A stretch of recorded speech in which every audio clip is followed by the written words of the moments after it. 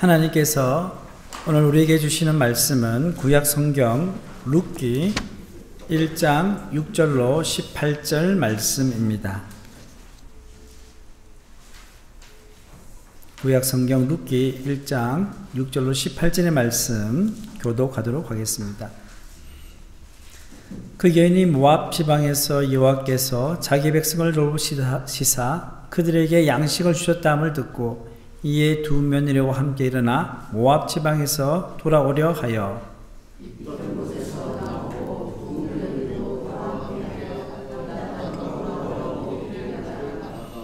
나오미가 두 며느리에게 이르되 너희는 각기 너희 어머니 집으로 돌아가라. 너희가 죽은 자들과 나를 선대한 것 같이 여호와께서 너희를 선대하기를 원하며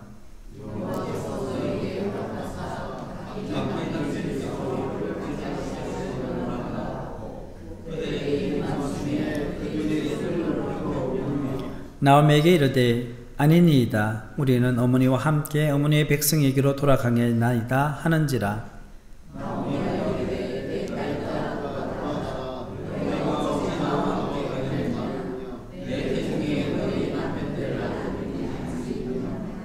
내 딸들아 되돌아가라. 나는 늙었으니 남편을 두지 못할지라. 가령 내가 소망이 있다고 말한다든지 오늘 밤에 남편을 두어 아들들을 낳는다 하더라도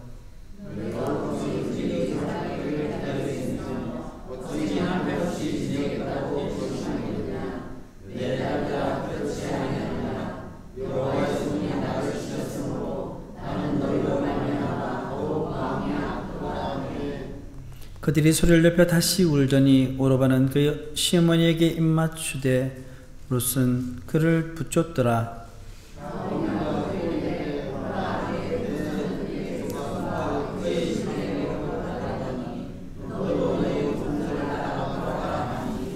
룻이 이르되 내게 어머니를 떠나며 어머니를 따르지 말고 돌아가라 강구나 하지 마옵소서. 어머니께서 가시는 곳에 나도 가고 어머니께서 머무시는 곳에서 나도 머물겠나이다. 어머니의 백성이 나의 백성이 되고 어머니의 하나님이 나의 하나님이 되시리니 어머니께서 죽으시는 곳에서 나도 죽어 거기 계실 것이라. 만일 내가 죽는 일에 어머니를 떠나면 여호와께서 내게 벌을 주시고 더 내주시기를 원하나이다. 함께 읽겠습니다. 나오미가 룻이 자기와 함께 가기로 굳게 결심함을 보고 그에게 말하기를 그치니라. 아멘.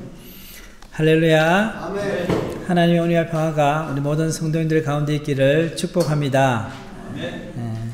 저와 우리 장로님들 부부, 우리 성도님들 기도 덕분에 서시찰 우리 수련회 잘 마치고 돌아왔습니다. 감사드립니다. 앞으로 4주 동안 헤세드의 하나님이란 주제로 룻기 말씀을 나누기를 원합니다. 룻기는요, 지극히 평범하고 일상적인 사건을 통해서 이 세상과 인생을 다스리시는 하나님 나라를 보여주는 말씀입니다. 주일 시리즈 설교의 주제가 뭡니까? 헤세드의 하나님입니다. 이 헤세드는요, 사랑을 의미하는 히브리어 단어입니다. 헤세드는 구약 성경에서 하나님의 사랑을 표현할 때 주로 사용됩니다. 헤세드는 강한 자가 약한 자에게 베푸는 사랑을 말합니다. 약한 자가 공공에 처해 있을 때 강한 자가 그럴 의무가 없음에도 불구하고 자발적으로 보이는 사랑과 헌신을 말합니다. 신약 성경에서 헤세드와 비슷한 단어가 있습니다. 그것은 우리가 잘 알고 있는 단어입니다. 뭘까요? 무조건적인 하나님의 사랑, 뭡니까? 아가페입니다. 아가페. 바로 아가페 사랑입니다. 이런 의미와 가까운 우리 말도 있어요. 똑같지는 않지만, 그건 뭐냐면, 인애입니다. 인애. 한자 그대로 어질 인자, 사랑의 자를 써서 어진 마음으로 남을 사랑하는 것을 의미합니다. 그래서 헤세드의 사랑은 하나님이 인간에게 베푸시는 사랑입니다. 그런데 하나님의 이 헤세드의 사랑이 인간을 통해 드러나기도 합니다. 룻기 이야기 속에는요, 바로 하나님의 헤세드가 녹아들어 있습니다. 그래서 우리가 룻기를 읽고 묵상하다 보면 일상 가운데 사람들을 통해 드러나는 하나님의 헤세드를 보게 됩니다. 오늘 본문 말씀은 가장 약자가 되어버린 나오미에게 나타난 하나님의 헤세드를 보여줍니다. 하나님께서는 룻이라는 이방 여인을 통해서 그 헤세드를 보여주십니다. 오늘 말씀을 통해 하나님께서 어떻게 룻을 통해 그 헤세드를 보여주시는지 살펴보며 함께 은혜를 나누기를 원합니다. 자, 룻기는요, 사사시대를 배경으로 합니다. 룻기 1장 1절에 보시면 사사들이 치리하던 때라고 이렇게 말씀합니다. 이 말씀이 가지는 의미가 뭐겠습니까? 사사들이 치리하던 때는요, 어떤 때입니까? 사사기에 보면요, 왕이 없어서 각기 자기 소견에 옳은 대로 해갔던 때가 바로 사사시대입니다. 자기의 소견에 옳은 대로 행했다. 무슨 말입니까? 무법의 시대를 말합니다. 무법의 시대라는 것은요, 하나님의 말씀대로가 아니라 자기 소견에 옳은 대로 살았다는 말입니다. 이런 무법의 시대를 다른 말로 하면 뭘까요? 영적 암흑기를 말합니다. 세상이 어두워질수록 진리의 빛은 더욱 빛납니다. 이런 면에서 룻기는 영적으로 어두운 사사시대를 밝혀 비춰주는 진리의 등불과 같은 말씀입니다. 또한 불순종이 만연하던 사사시대에 일상 속에서 하나님의 말씀을 순종하는 개인들의 이야기를 보여주므로 우리의 믿음 생활을 돌아보게 합니다. 룻기의 주인공은 누구일까요? 당연히 룻이겠죠? 라고 생각할 수 있습니다. 네, 그런데 사실은요, 룻이 아니라 나오미입니다. 나오미. 왜냐하면 그녀는 룻기에서 하나님의 헤세드 사랑을 가장 많이 받은 장본인이기 때문입니다. 그 헤세드의 사랑으로 나오미가 어떻게 영적으로 변화되고 성숙되었는지를 우리는 룻기를 통해 보게 됩니다. 자, 룻기의 이야기는요, 이 나오미 가족이 베들레헴을 떠나는 것으로 시작됩니다. 왜 그들이 베들레헴을 떠났습니까? 그것은 그 땅에 흉년이 들었기 때문입니다. 우리 룻기 1장 1절에서 2절 말씀을 우리 함께 읽겠습니다. 시작. 사사들이 치리하던 때에 그 땅에 흉년이 드는지라 유다 베들레헴의 한 사람이 그의 아내와 두 아들을 데리고 모압 지방에 가서 고려하였는데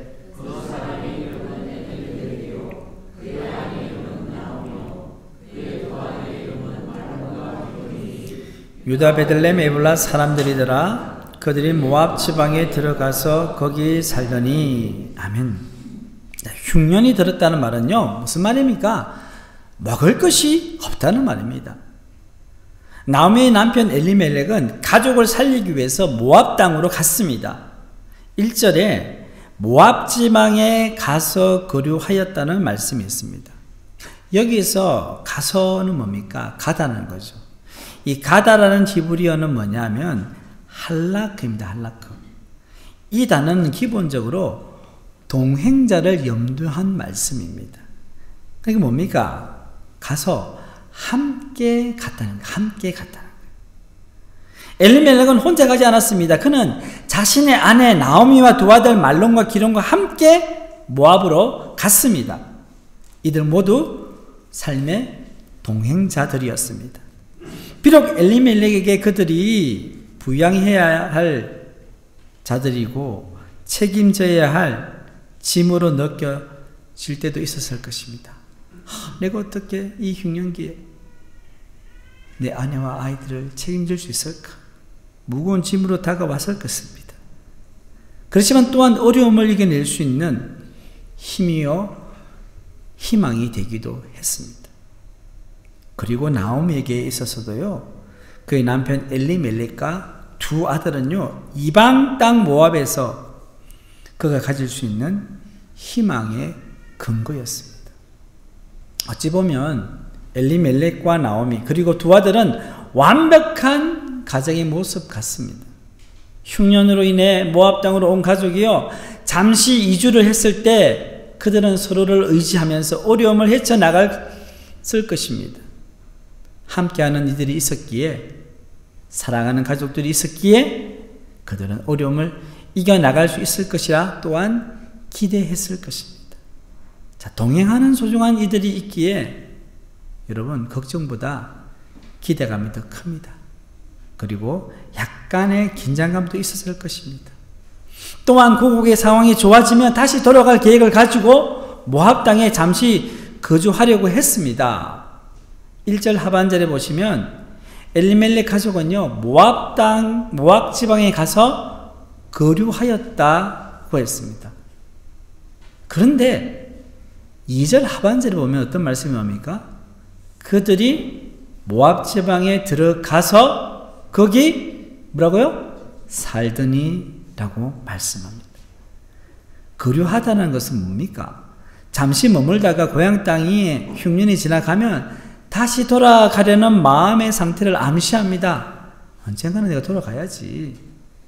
그러나 거기에 살던 이는 뭡니까? 거류하는 것이 아니라 아예 이민으로 바뀐 겁니다. 이는 다시 베들레헴으로 돌아가지 않고 모압 땅에서 살겠다는 뜻입니다. 엘리멜렉은 왜 이런 결정을 했을까요? 한 주석가는 그 이유를 이렇게 말합니다. 엘리멜렉 가족이 갔을 것이라고 예측되는 이 북부 모압 지역은요, 유일하게 비가 많이 내리는 고온지대였다고 합니다. 보기에 좋았을 뿐만 아니라 풍성함에 반한 거예요. 여기 있으면 더 이상 흉년 걱정 없겠다. 그래서 잠깐 거류했던 그 땅에 정착하기를 결정한 것입니다. 쉽게 말하면 이민국에 들어가서요, 영주권을 신청해버린 거예요. 상당히 개연성이 있는 해석입니다. 그런데 문제는요, 엘리멜렉이 이렇게 모압 땅에 정착하기로 결정하고 나서 얼마 지나지 않아서 죽었습니다. 흉년을 피해 이제 정착하여 제대로 살려고 하는데 큰 불행이 찾아왔습니다. 나오미는 하루아침에 의지하던 남편을 잃었습니다. 룻기 1장 4절에 보면요, 이렇게 가장을 먼저 보낸 나오미와 두 아들은요, 그곳에서의 삶을 포기하기보다는 더 열심히 살려고 했습니다. 어떻게 했습니까? 나오미는 두 아들에게 모압 여인을 아내로 맞이하게 했습니다. 자, 며느리가 들어왔어요. 자, 결혼하면 남들은 그렇게도 아이를 잘 낳는데 나오미의 두 아들 가정에는 결혼한 지 꽤 시간이 지났는데도 아무런 소식이 없습니다. 예, 나오미의 시름은 깊어져 갑니다. 그런데 모압 땅에서 거주한 지 10년쯤 지났을 무렵 도저히 감당할 수 없는 사건이 발생합니다. 그게 뭡니까? 두 아들의 죽음입니다. 이제 이 가정에 남은 이들은 노년의 나오미와 자녀 없이 홀로 남겨진 두 며느리였습니다. 나오미의 동행자는 한때 두 아들과 그리고 두 며느리로 확장되었습니다. 그렇죠. 남편이 죽고 나서는 두 아들밖에 없었는데 며느리까지 두 사람이 들어오니까 얼마나 동행자가 많아졌습니까? 그런데 이제 다시 두 명으로 쪼그라들었습니다. 수년을 함께 살았던 며느리였지만 두 아들의 빈자리를 채울 수 없었습니다. 나오미는 두 아들의 죽음으로 혼자가 된 느낌을 받았습니다. 룻기 1장 5절의 말씀을 우리 함께 읽겠습니다. 말론과 기론 두 사람이 다 죽고 그 여인은 두 아들과 남편 뒤에 남았더라. 아멘. 그 여인이 누굽니까? 나오미입니다. 나오미는 두 아들과 남편 뒤에 남았더라. 며느리 두 사람이 있는데도요, 뭐라고 표현합니까? 혼자 남았다는 거예요. 이런 상황에서 두 며느리 룻과 오르바도 나오미 못지않게 힘들었을 것입니다. 결혼했지만 여성의 의무로 여겨졌던 아기는 생기지 않았습니다. 설상가상으로 남편도 죽었습니다. 이들도 역시 혼자가 된 느낌을 받았을 것입니다. 옆에 있는 이가 있지만 홀로 된 느낌입니다. 여러분, 옆에 누군가 있는데 외로워요. 나밖에 없는 것 같아요. 이것은 오늘날 많은 이들이 경험하는 상실감이요, 외로움입니다. 성도 여러분, 우리가 인생을 살아가면서 고독하고 외로운 것이 옆에 사람이 없기 때문이 아닙니다. 우리가 어떤 이유로 다른 사람이 넘어오지 못하도록 담을 쌓기 때문입니다. 글로리아 제이 에번슨이 쓴 이 담이라는 책이 있습니다. 여러분, 이 책 한번 읽어보신 분들이 있을 거예요. 이 담이라는 책이 있는데요, 부제가 뭐냐면 내가 만든 나만의 세상입니다. 이 책의 주인공은요, 외부의 상처로부터 자신을 지키기 위해서 담을 쌓기 시작합니다. 처음에는요, 아주 작고 아담한 담이었어요. 그래서 사람들이 막 기웃거리기도 하고요, 말도 걸기 시작하고 그랬어요. 근데 자꾸 그런 사람들이 싫었어요. 점차 높아졌습니다. 외부 세계와 완전히 단절된 공간이 됩니다. 담을 구성하는 돌들은요, 뭔지 아십니까? 그 돌들은 두려움, 수치심, 분노, 거절감, 자만감 같은 이 부정적인 감정들입니다. 그런 감정들로 다 담을 쌓아 올리는 거예요. 주인공은 이 담 안에서 외로움과 고통을 느끼며 결국 하나님과의 만남을 통해서 담을 하나하나 허물기 시작합니다. 하나님은 담에 돌들의 이름을 붙여주시면서요, 이것은 교만이야, 이것은 질투야, 이렇게 말하면서 하나하나 제거하는 과정을 겪습니다. 주인공은 점차 외부 세계와 연결을 회복하게 됩니다. 이 과정에서 주인공은 사랑과 용서, 공동체 중요성을 깨닫고 다른 이들의 담을 허무는 데에도 도움을 주게 됩니다. 성도 여러분, 이 이야기는 무엇을 말합니까?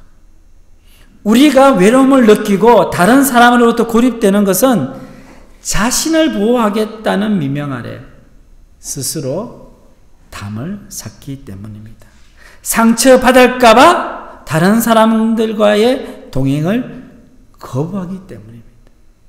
사람은 절대 혼자 살 수 없습니다.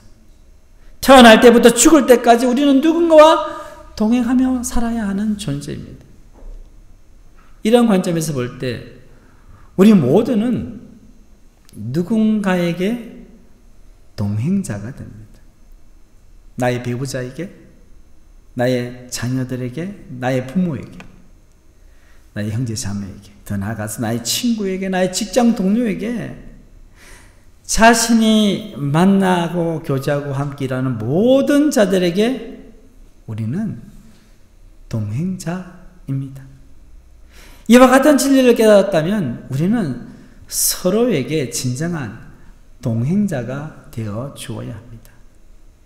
그런데 다른 사람과 동행한다는 것이 말같이 쉬운 일이 아닙니다. 동행한다는 것은 뭡니까? 동고동락을 해야 한다는 말입니다. 즐거움도 함께 나누지만 괴로움도 함께 나눠야 한다는 말입니다. 여기서 우리는 주저합니다. 때론 포기합니다. 그리고 홀로 외로이 인생길을 걸어가려고 합니다. 나오미에게도 그런 마음이 들었습니다. 고향 유대 베들레헴에 양식이 있다는 소문이 들렸습니다. 우리 본문 6절 말씀입니다. 우리 함께 읽겠습니다. 그 여인이 모압 지방에서 여호와께서 자기 백성을 돌보시사 그들에게 양식을 주셨다함을 듣고 이에 두 며느리와 함께 일어나 모압 지방에서 돌아오려 하여, 얼마나 반가운 소식입니까? 이제 돌아가면 되겠다. 나오미는 모든 것을 잃었지만 이제 홀로 고향 땅으로 돌아가려고 했습니다. 돌아가면 뭐라도 되겠지, 어떻게 되겠지. 그런데 두 며느리 룻과 오르바가 나오미를 따라가려고 합니다. 늙은 시어머니를 홀로 보낼 수 없었기 때문입니다. 그러나 나오미는 남편도 없이 자기를 쫓아오는 두 며느리가 너무 불쌍하게 느껴졌습니다. 마음이 아팠습니다. 그 당시 풍습상 두 며느리가 나오미 가정에서 살 길은 뭔지 아십니까? 나오미가 낳은 아들들과 다시 결혼해서 후세를 낳는 일입니다. 그런데 이미 늙어버린 나오미에게는 그런 희망도 없습니다. 두 며느리가 나오미를 따라가서 얻을 수 있는 것은 아무것도 없습니다. 오직 남편 없는 서러움과 고생만 뒤따를 뿐입니다. 그래서 나오미는 두 며느리 룻과 오르바에게 모압 땅으로 고향집으로 돌아가라고 말합니다. 앞길이 아직 창창하기에 니네들 살 길 찾아가라는 거예요. 시어머니로 해줄 수 있는 가장 좋은 길 아닙니까? 본문 8절 말씀 함께 읽겠습니다. 나오미가 두 며느리에게 이르되 너희는 각기 너희 어머니 집으로 돌아가라. 너희가 죽은 자들과 나를 선대한 것 같이 여호와께서 너희를 선대하기를 원하며. 본문 12절 말씀 읽겠습니다. 내 딸들아 되돌아가라. 나는 늙었으니 남편을 두지 못할지라. 가령 내가 소망이 있다고 말하든지 오늘 밤에 남편을 두어 아들들을 낳는다 하더라도. 아멘. 뭡니까? 계속해서 나오미는 두 며느리에게 돌아가라고 자꾸 강권합니다.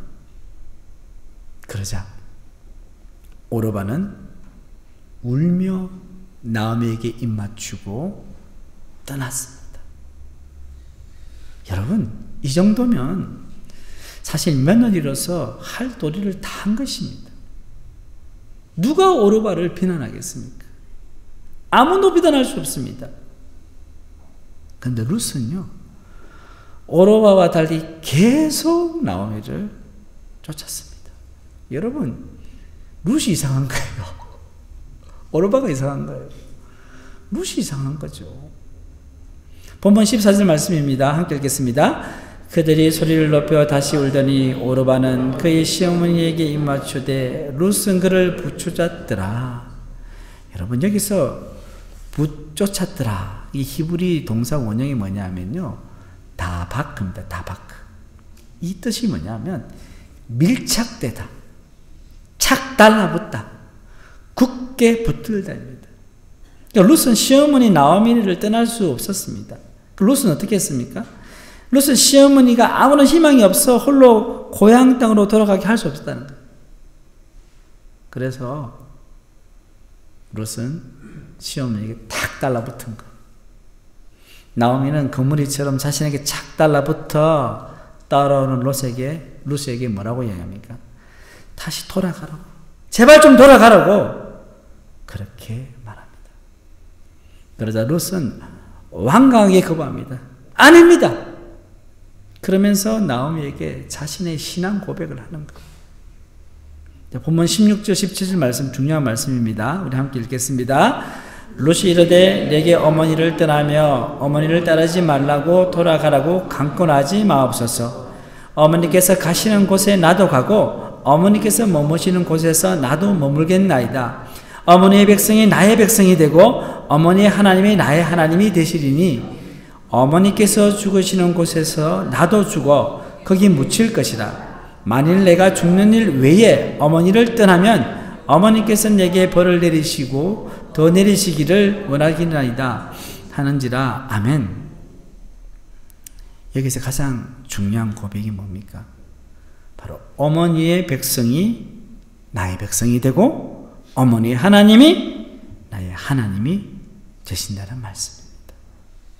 룻은 모압 여인이었지만 나오미와 함께 살면서 여호와 신앙을 가지게 되었습니다.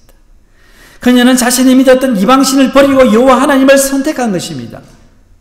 그녀는 이방 개종자였지만 사사시대에 그 누구보다도 하나님의 말씀대로 살았던 사람이었습니다. 성도 여러분, 하나님을 믿고 그분의 말씀대로 살아간다는 것은 과연 어떻게 사는 것을 말할까요?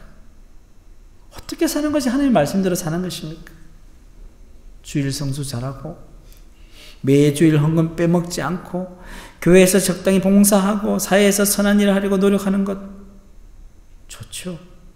그렇게 살아야 됩니다. 그렇게 사는 것이 하나님의 말씀에 사는 것도 맞습니다. 그런데 오늘 말씀에 나오는 룻을 통해 배울 수 있는 것은 무엇입니까? 그것은 하나님의 헤세드 사랑을 실천하는 것입니다. 내가 룻의 입장이 됐을 때 어떻게 하겠느냐는 말입니다. 나오미는 절망과 상실로 점철된 인생을 걷고 있었습니다. 그의 끝은 절망입니다. 그녀에게는 아무런 희망이 보이지 않았습니다. 왜냐하면 그가 희망으로 생각했던 남편, 두 아들 다 죽어버렸기 때문입니다.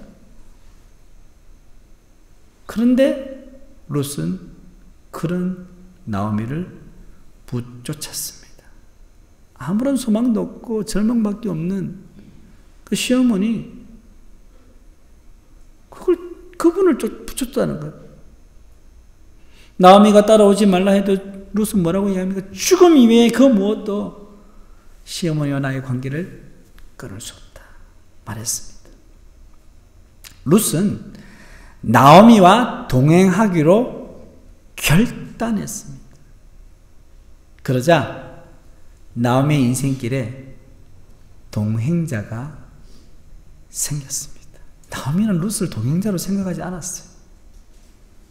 룻이 자기의 길로 가기를 원했어요. 나는 나 혼자 홀로 그냥 인생 마무리할 거라 생각했어요. 그런데 룻이 나오미와 동행하기로 결단하자 나오미 인생길에 동행자가 생긴 것입니다. 여러분, 희망이 어디에서 옵니까? 희망이 어디에서 올까요? 바로 동행에서 나옵니다. 누군가와의 동행은 그 사람에게 희망의 근거가 됩니다. 이런 의미에서 룻은 하나님께서 나오미에게 보낸 희망입니다. 여러분, 사람이 희망입니다. 돈이 희망인 것 같습니까? 아니에요. 여러분 옆에 있는 그 사람이, 함께 동행하는 그 사람이 우리의 희망이 됩니다. 이것이 하나님께서 룻을 통해 나오미에게 보여주신 하나님의 헤세드의 사랑입니다. 설교 초두에서 말씀드린 것처럼 헤세드는 강한 자가 약한 자에게 베푸는 사랑이라고 했습니다. 다시 말해서 강한 자가 약한 자와 하나 되어 약한 자를 약한 자리에서 이렇게 세우는 것을 말합니다. 룻이 강한 자죠, 그죠? 룻이 강한 자였어요. 나오미는 약한 자였습니다. 룻이 나오미와 동행하기로 결단함으로 하나님의 헤세드의 사랑이 드러나게 된 것입니다. 이 헤세드의 사랑으로 말미암아 나오미는 희망을 보게 된 것입니다. 헤세드의 사랑은 말로 하는 것이 아니라 행동으로 보여줘야 합니다. 예수님께서 한없이 강한 자 아니었습니까? 예수님께만큼 강한 사람이 어디 있습니까? 강한 사람이. 그런데 약한 우리를 위해서 이 세상에 오셔서 우리와 동행해 주셨습니다. 그리고 우리의 죄를 대속하기 위해서 죄인처럼 되셔서 십자가의 죽음을 당하셨습니다. 그리고 우리에게 참 소망과 생명을 주셨습니다. 바로 룻의 고백과 행동 속에 예수님의 십자가 사랑이 그림자처럼 드리워져 있습니다. 사랑하는 포항샘물교회 성도 여러분, 여러분 주변에 희망 없이 살아가는 자들이 있습니까? 아픔과 고통 속에 살아가고 있는 자들이 있습니까? 그리고 여러 가지 인생의 문제로 실험하고 있는 자들이 있습니까? 여러분, 가만히 한번 살펴보십시오. 그 사람이 내 가족일 수도 있고요. 그 사람이 바로 내 옆에 있는 이웃일 수 있어요. 가만히 살펴보면요, 절망과 상실에 빠진 사람을 보게 될 것입니다. 여러 가지 어려움에 처한 사람들을 발견하게 될 것입니다. 우리가 하나님을 믿는 자로서 어떻게 살아야겠습니까? 여러분, 우리는 하나님을 믿는 자로서 어떻게 살아야 될지를 날마다 고민해야 하는 것입니다. 우리가 그들과 동행할 때 그들에게 희망이 될 수 있습니다. 여러분, 우리는 희망 말 많이 하잖아요. 그들 옆에 가야 합니다. 왜냐하면 우리가 그들과 동행할 때 하나님께서도 우리와 동행하실 것이기 때문입니다. 성도 여러분, 우리가 인생 살다가 모든 것을 다 잃을지라도 예수님과 동행한다면 희망이 있습니다. 믿으십니까? 아멘. 예수님께서 함께 하시기 때문에 우리에게 희망이 있습니다. 그렇게 예수님을 믿는 우리는 다른 사람들에게 희망을 전하는 자로 살 수 있습니다. 여러분, 이번 한 주를 사실 때요, 거창한 일보다 우리 일상생활 속에서 만나는 사람들과 작은 동행을 해보십시오. 그 동행을 통해서 희망을 전하는 삶을 한번 살아보시기를 주님의 이름으로 축원합니다. 사랑의 하나님, 오늘 룻기의 말씀을 통해 동행이 희망의 근거임을 배웠습니다. 주님께서 약한 자들을 붙드시고 동행해 주신 것처럼 우리 또한 아픔과 상실 가운데 있는 이들에게 다가가는 자 되게 하여 주시옵소서. 우리 마음속에 쌓인 담을 허물게 하시고 해세대의 사랑으로 일상 속에서 세상을 섬기는 동행자가 되게 하여 주시옵소서. 이 모든 말씀 우리 주 예수님의 이름으로 기도드립니다. 아멘.